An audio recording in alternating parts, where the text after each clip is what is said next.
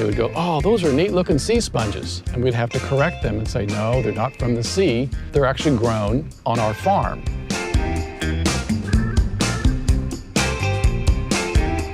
I'm Nathan Pauls, and my wife Sherry and I, we grow luffa sponges here in Reedley, California.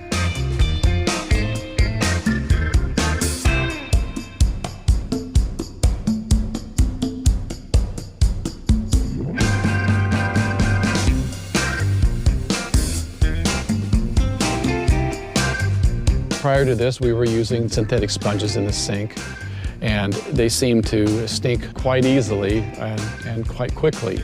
Whereas these, we've never had that issue. And we've been told that these are naturally antimicrobial because it's a plant fiber. 95% of the people did not have any clue what we were selling. They'd walk by our booth and go, oh, that's funny looking bread. Most people in the United States don't know what a luffa sponge is. Except maybe the nylon puff that you can get in the store or something else like that, but that's synthetic. Well, luffa sponges, up until about World War II, were the most popular sponge in the United States. And they were being imported from Japan. And when Pearl Harbor happened, that kind of ended the sponge trade with Japan. And since then, the United States has been manufacturing or synthesizing the sponge. And so we're hoping to bring it back.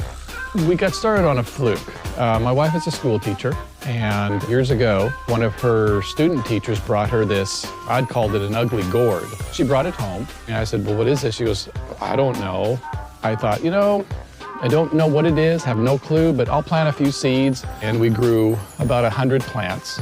We were giving them to friends and family, and everyone loved them. And so the next year we thought, you know what, maybe we can try to make a business out of it.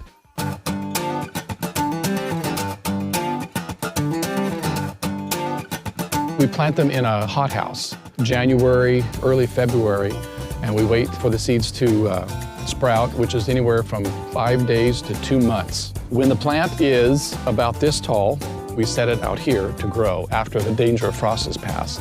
And we wait for them to grow, and they start blooming around the equinox, around springtime or so. And that's when they start getting pollinized, and we start seeing little loofahs growing.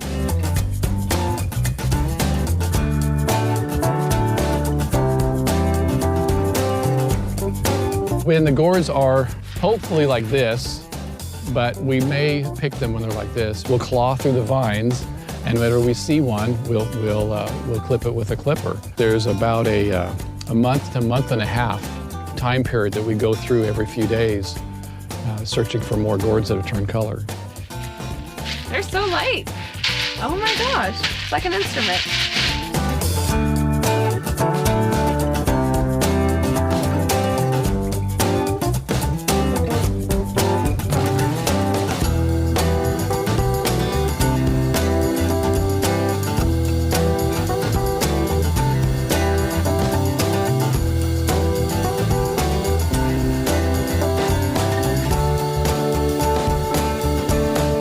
Open it up, and we have ourselves a scrubber.